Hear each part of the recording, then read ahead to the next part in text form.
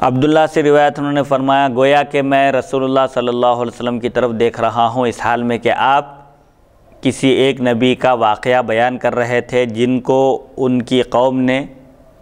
مار پیٹ کی، جن کو مارا، اس حال میں کہ وہ اپنے چہرے مبارک سے خون کو پونچھ رہے تھے اور یہ کہہ رہے تھے، اللہ تعالیٰ سے عرض کر رہے تھے کہ اے میرے پروردگار میری قوم کو بخش دے کیونکہ وہ لوگ نہیں جانتے۔ یعنی حضور اکرم صلی اللہ علیہ وسلم اس حدیث شریف میں بیان فرما رہے ہیں۔ شارحین نے لکھا کہ حضور اکرم صلی اللہ علیہ وسلم نے اپنی ہی طرف اشارہ کیا کہ جنگ احد میں آپ صلی اللہ علیہ وسلم کے دندان مبارک شہید کیے گئے اور آپ کے چہرے مبارک پر اور آپ کے سر مبارک پر بھی زخم آئے تھے اور آپ کے چہرے مبارک پر خون بہہ رہا تھا، آپ خون کو پوچھتے جا رہے تھے اور اللہ تعالیٰ سے یہ عرض کر رہے تھے کہ یہ قوم نادان ہے، میرے مقام و مرتبے کو نہیں جانتی، یہ اپنے اچھے اور برے سے بے خبر ہے،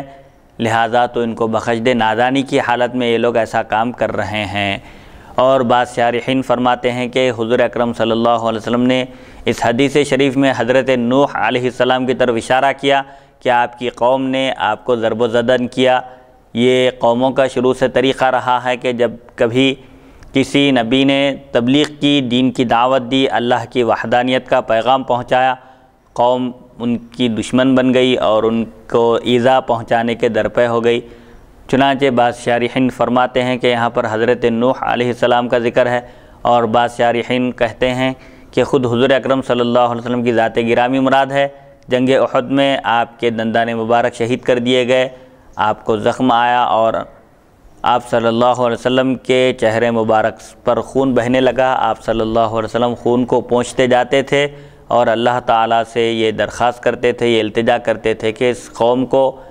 معاف فرما دے کیونکہ یہ لوگ نادان ہیں، ناواقف ہیں، نہیں جانتے، اسی لیے ایسی حرکت کر رہے ہیں۔ تو اس میں بھی حضور اکرم صلی اللہ علیہ وسلم کے صبر و استقلال اور آپ کے عفو درگزر کی طرف اشارہ ہے